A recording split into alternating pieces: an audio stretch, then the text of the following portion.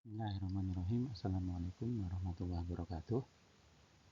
Perkenalkan kami untuk mempresentasikan hasil dari pengerjaan tugas kami, tugas pengembangan kurikulum, yaitu berjudul proses transformasi sekolah menuju program sekolah penggerak.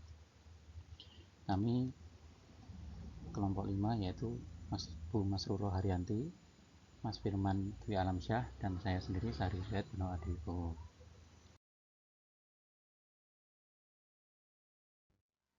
Untuk pembahasan yang pertama, ya, sebelum masuk pada pembahasan, maka kita mulai dengan pendahuluan. Ya. Di sini pendahuluan adalah pengembangan kurikulum dan pendidikan. Salah satunya bertujuan untuk memaksimalkan proses pembelajaran, sehingga bisa menjadi jalan keluar serta memecahkan suatu problematika atau permasalahan dan dapat meningkatkan kualitas proses pembelajaran di dunia pendidikan. Jadi dengan adanya pengembangan kurikulum ini adalah bertujuan untuk memaksimalkan proses pembelajaran yang ada, karena banyak sekali permasalahan-permasalahan atau problematika yang berkembang ketika terjadi proses pembelajaran, dan perkembangan permasalahan ini adalah sesuai dengan keadaan zaman dan waktu dan sesuai dengan kondisi lingkungan yang ada di situ.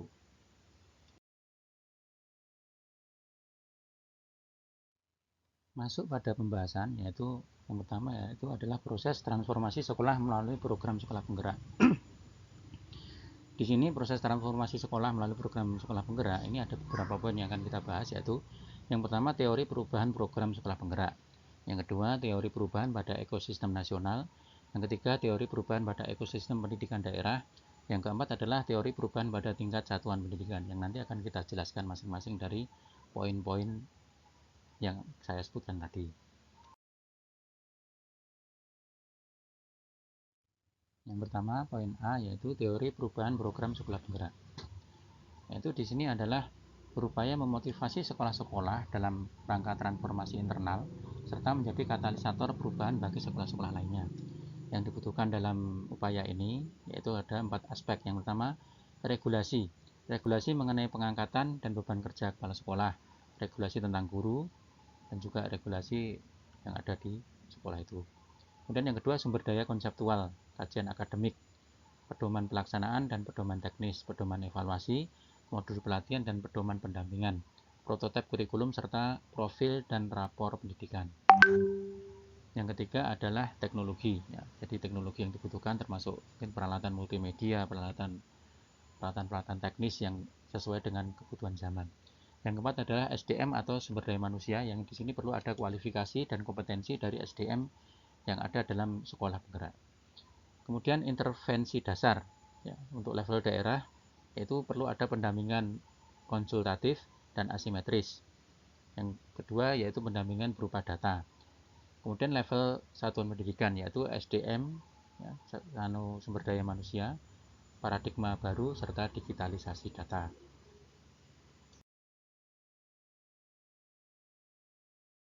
Kemudian poin B yaitu teori perubahan pada ekosistem nasional. Dampak yang diharapkan dari teori perubahan ekosistem nasional ini adalah terciptanya ekosistem nasional dengan regulasi. Yang kedua, peningkatan jumlah sekolah penggerak. Yang keempat adalah peningkatan hasil pembelajaran dan pemerataan mutu pembelajaran. Jadi dengan adanya teori perubahan pada ekosistem nasional ini, kita mengharapkan dampaknya adalah terciptanya sebuah ekosistem nasional dengan regulasi yang ada, maka ekosistem ini menjadi tertata dan bisa menunjang program pengembangan pendidikan. Yang kedua adalah peningkatan jumlah sekolah penggerak. Dengan adanya jumlah sekolah penggerak yang banyak, maka ini akan bisa menggerakkan ekosistem yang ada di sekitarnya, sehingga dia bisa menjadi penggerak untuk lebih maju dari sekolah-sekolah yang ada di lingkungan itu. Kemudian yang ketiga adalah peningkatan hasil pembelajaran dan pemerataan mutu pembelajaran. Nah, dengan ini maka akan bisa didapatkan peningkatan hasil pembelajaran dan pemerataan mutu hasil pembelajaran di daerah-daerah secara nasional.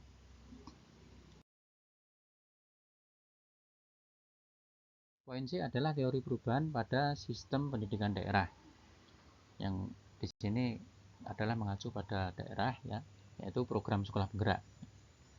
Merupakan program kemitraan Kemendikbud dan daerah melalui peningkatan kapasitas guru, kepala sekolah, pengawas, penilik yang bertujuan untuk meningkatkan mutu hasil belajar siswa. Jadi ada program sekolah penggerak yang ada di daerah-daerah, yang di sini merupakan program kemitraan dari Kemendikbud dan pemerintah daerah melalui meningkatkan kapasitas guru, kepala sekolah, pengawas, penilai yang bertujuan meningkatkan mutu hasil belajar siswa. Komitmen daerah dalam mendukung program ini ditandai dengan yang pertama adalah MOU, yaitu kepala sekolah menetapkan selama program berlangsung. Jadi kepala sekolah ini menetap tidak berpindah-pindah. Selama program berlangsung dan belum selesai, maka kepala sekolah tetap berada di tempat itu. Kemudian yang kedua, Pemda menyusun kebijakan dan anggaran. Yang ketiga, Pemda memfasilitasi kegiatan, sharing, dan mentoring. Kemudian tahap 1 yaitu sosialisasi kebijakan, membentuk ekosistem, dan memotivasi.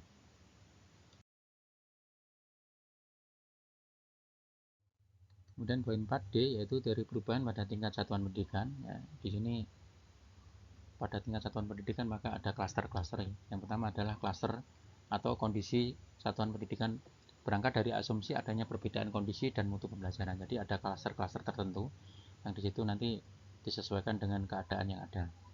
Kemudian yang kedua, kesadaran atas perbedaan kondisi dan mutu tersebut menjadi penting karena setiap intervensi transformasi sekolah idealnya dilakukan sesuai dengan kondisinya. Jadi dengan adanya klaster-klaster ini maka menjadi penting. Kenapa? Karena kesadaran dan perbedaan kondisi ini akan menjadi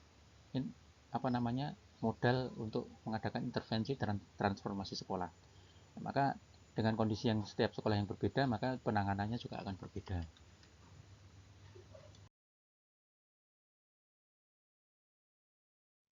Maka pembagian klaster ini yaitu berdasarkan kondisi dan mutu pembelajaran sekolah-sekolah di Indonesia dapat dibedakan menjadi 4 klaster. Yang pertama, sekolah tahap 1, yaitu diantaranya ditandai dengan kualitas capaian belajar yang masih berada pada level 3, di bawah atau bahkan lebih rendah dari yang diharapkan dalam asesmen dan kurikulum. Kemudian tahap 2 adalah sekolah yang telah mengalami sejumlah perubahan meskipun capaian hasil belajar belum berada pada level yang diharapkan.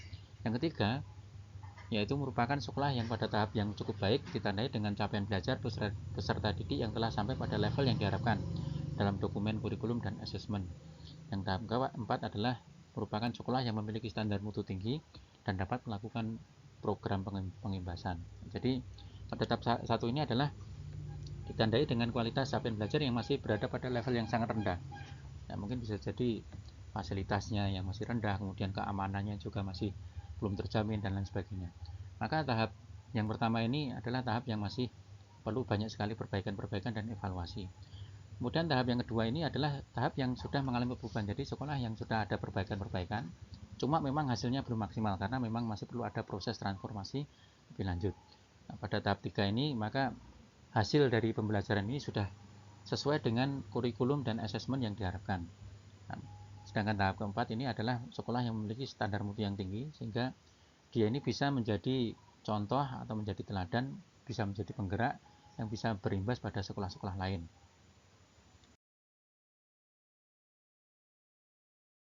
Berikut kami jelaskan tentang fase-fase perubahan pada satuan pendidikan, yaitu perjalanan perubahan dari sekolah tahap 1 atau mungkin pure sekolah atau mungkin tahap menuju tahap 2, ya, FIRE.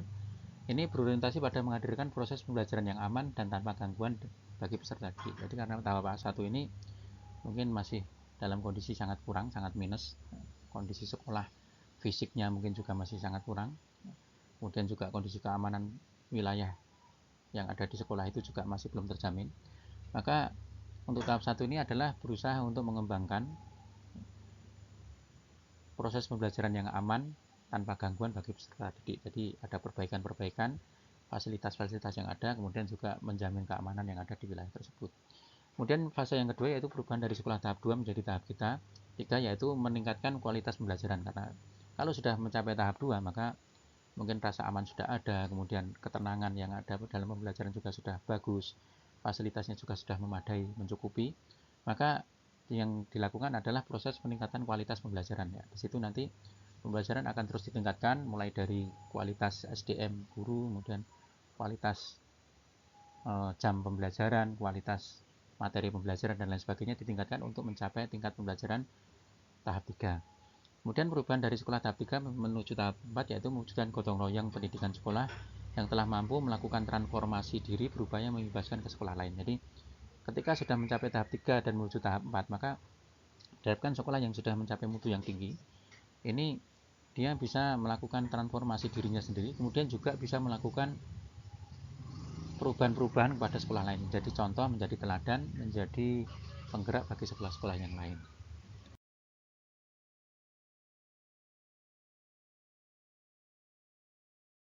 Poin selanjutnya adalah pengimbasan praktek baik. Selanjutnya kami akan membahas tentang peran pemangku kepentingan.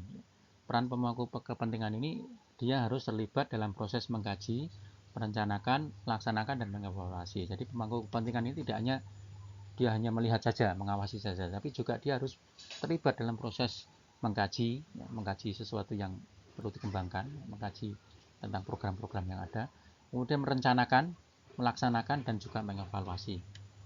Peran dan tanggung jawab pemangku kepentingan yaitu yang pertama lingkup nasional, Sekretariat Mendikbud, Direktorat Jenderal, GTK dan PAUD beserta UPT, GTK dan PAUD. Daerah sebagai mitra Kemendikbud. Yang ketiga, satuan pendidikan sebagai aktor dalam pengelolaan sekolah dan praktek pembelajaran. Maka setelah berbagai proses yang terjadi, yaitu tercapainya tujuan sekolah bergerak, yaitu dengan proses tadi, pendampingan, proses adanya sekolah-sekolah yang mutunya tinggi untuk mendampingi yang lain bergotong royong, kemudian juga peran dari pemangku kepentingan, pemangku kebijakan yang turut serta terlibat secara aktif, maka diharapkan tercapai tujuan sekolah penggerak, yaitu apa? Seluruh pemangku kepentingan yang terlibat dalam sekolah penggerak di atas akan berkolaborasi membentuk ekosistem pendidikan baik di tingkat sekolah, daerah maupun di tingkat nasional. Jadi seluruh pemangku kepentingan yang ada yang terlibat dalam sekolah penggerak, baik itu pemangku kebijakan atau mungkin juga lingkungan pendidikan, ini akan berkolaborasi membentuk ekosistem pendidikan yang baik di tingkat sekolah, daerah maupun tingkat nasional. Jadi akan tercapai tujuan pendidikan nasional yang tinggi, mutu yang tinggi. Kemudian di masa yang akan datang kolaborasi akan mengubah kultur persaingan menjadi kultur gotong royong. Jadi kalau dulunya kompetensi antar sekolah ini bisa jadi saling ingin lebih maju, ya, kemudian merahasiakan resep-resep kemajuan sekolahnya, bahkan menyembunyikan pencapaian-pencapaiannya agar bisa menyalip dari sekolah yang lain. Maka di masa yang akan datang kolaborasi ini akan mengubah kultur persaingan ini menjadi kultur gotong royong dan bahu-membahu untuk meningkatkan kualitas pendidikan secara nasional. Demikian presentasi dari kami. Banyak kekurangan kami mohon maaf. Mohon nanti kalau ada masukan-masukan bisa dimasukkan dalam komentar-komentar yang ada di bawah. Demikian bila bisa pilih hak fastabiqul khairat. Wassalamualaikum warahmatullahi wabarakatuh.